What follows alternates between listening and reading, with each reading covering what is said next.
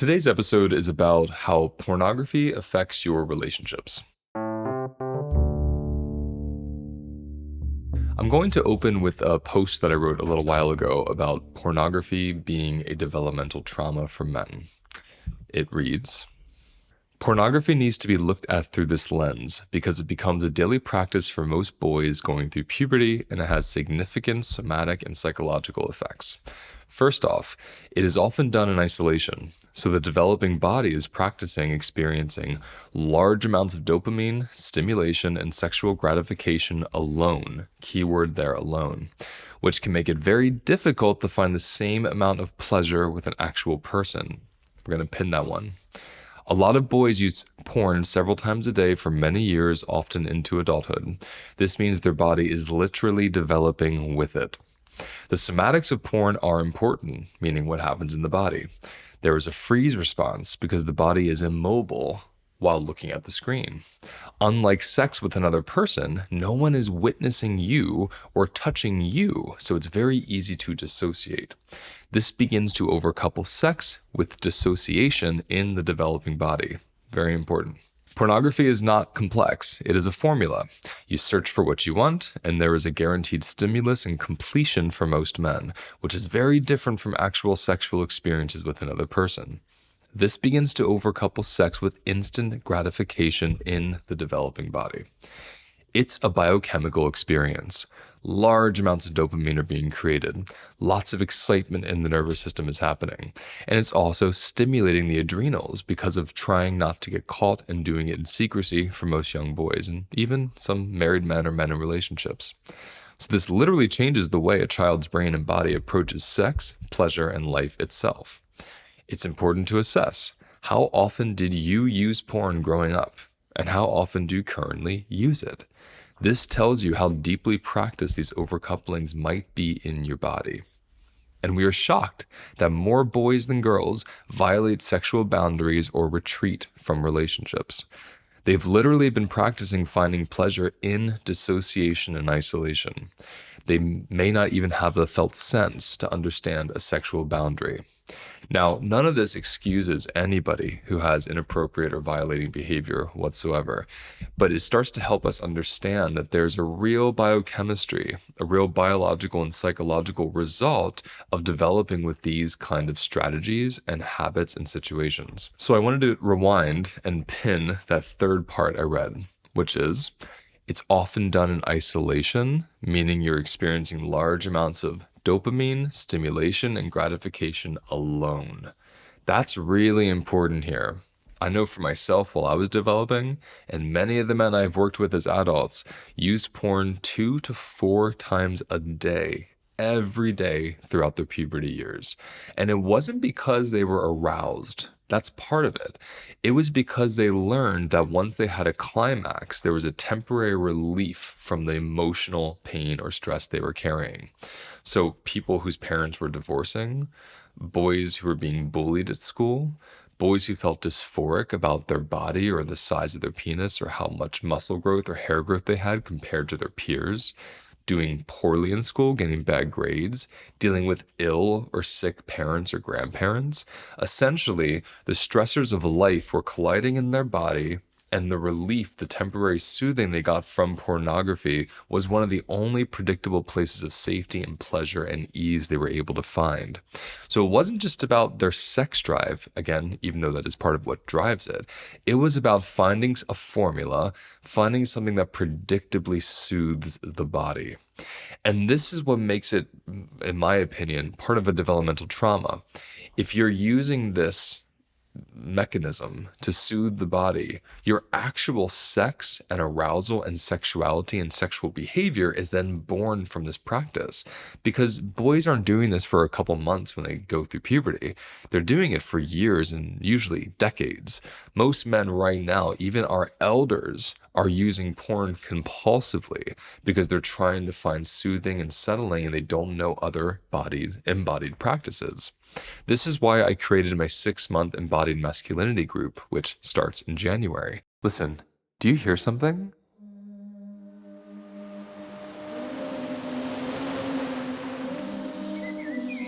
That's the sound of warm, delicious, glorious Costa Rica. And this is where I am headed next.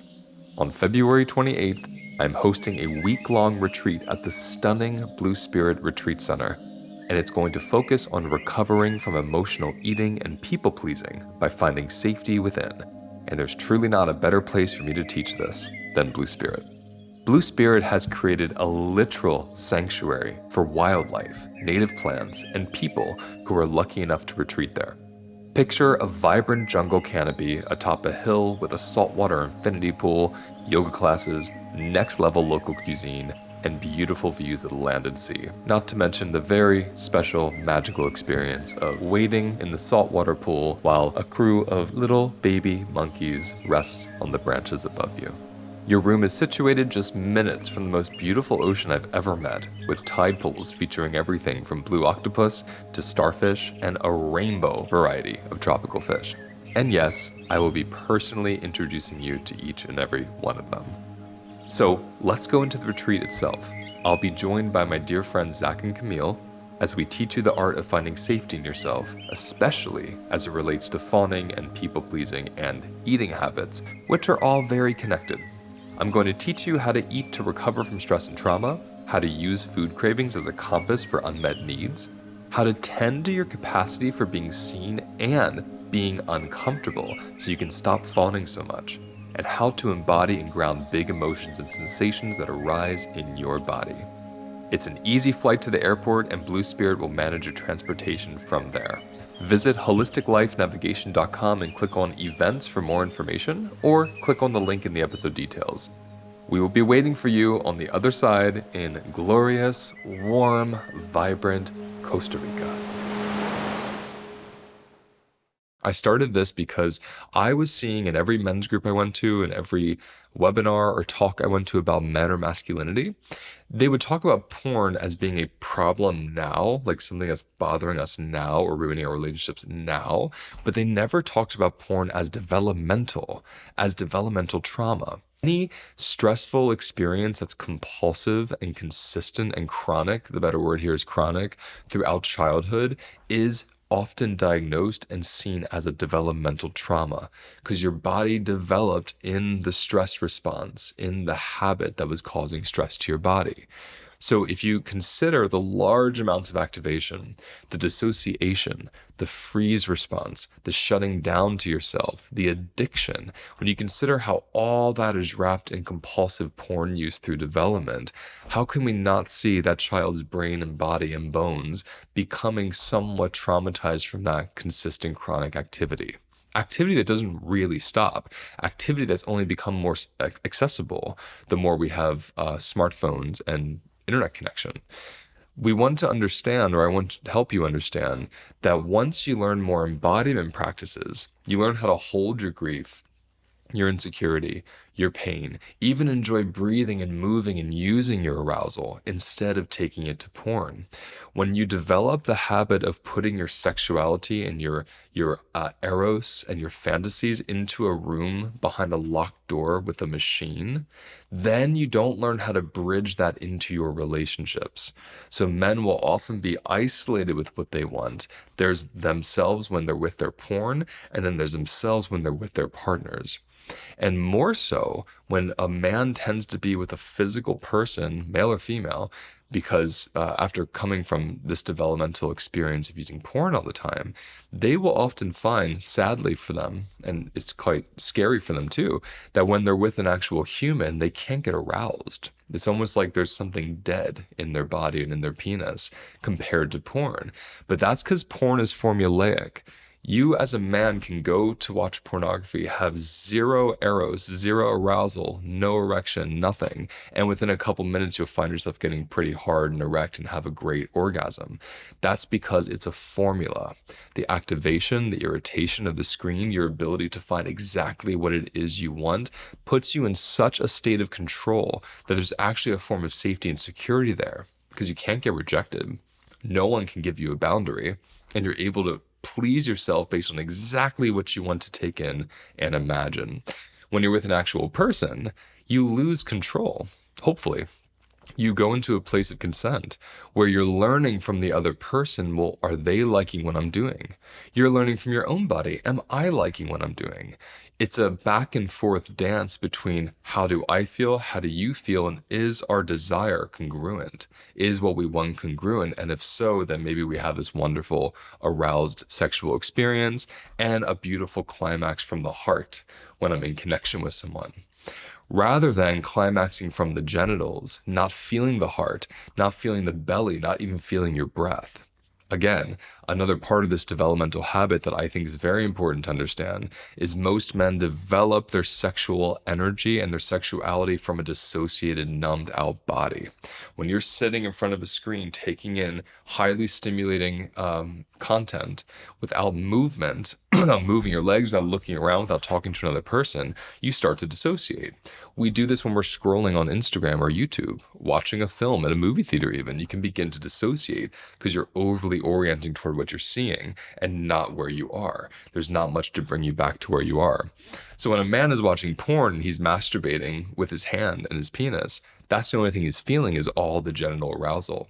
He loses his face, his neck, his chest, his heart, his breath, his belly, even his feet and his legs. So when you develop your sexuality in a dissociated environment or in a dissociated habit, then you're bringing a numbed out body to actual bodies when you try to have sex with people. And this is why there can be a lot of misattunement, a lot of not noticing boundary violations, and even not feeling super aroused because you're in a freeze response. You don't have that additional dopamine of the screen and the content to wake up and arouse your nervous system and then result in an actual erection.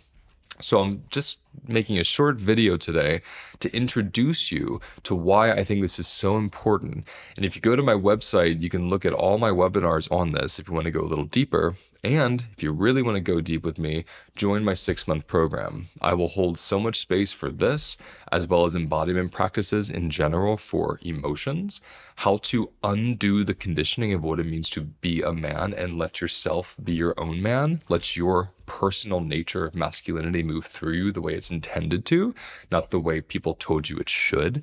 I'll also teach you how to embody your femininity. So you have this beautiful balance of the internal energies and the external energies, all while doing it in community, in real time, with an international group of men who also want to do this work. And I think being in community with other men, wanting to get more vulnerable, more tender, more somatic, while reclaiming their masculinity, not repressing it or thinking negative of it, but seeing how beautiful it can be. Just that community aspect is so healing for so many of the men that take this program. It's been healing for me facilitating it. And this is my 4th one facilitating. So I'm really excited to dive into this with you all. Let me know in the comments if you have any questions, any comments, and any additional requests or insights that might be helpful for me. I'll see you next time. Thank you for watching today's episode. Please like and subscribe if you found it useful, and let me know in the comments what you want me to cover next.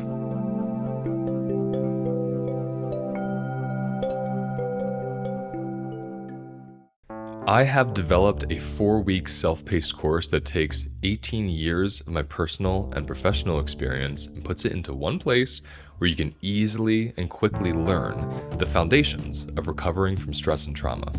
How does the food you eat affect your stress levels?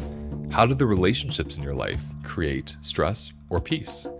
How does the relationship you have with your body allow you to feel happier and more settled? I will cover all this and so much more in this 4-week self-paced course. And the best part, it's self-paced. You don't have to sign up at a certain date or finish it at a certain time. It's yours for life, and it's waiting there for you when you're ready to finish it. Throughout this course, I'll be teaching you philosophies and practices that combine my 3 favorite modalities: somatic experiencing, embodied parts work, and nutrition. For more information on this course, click on the link in my episode details.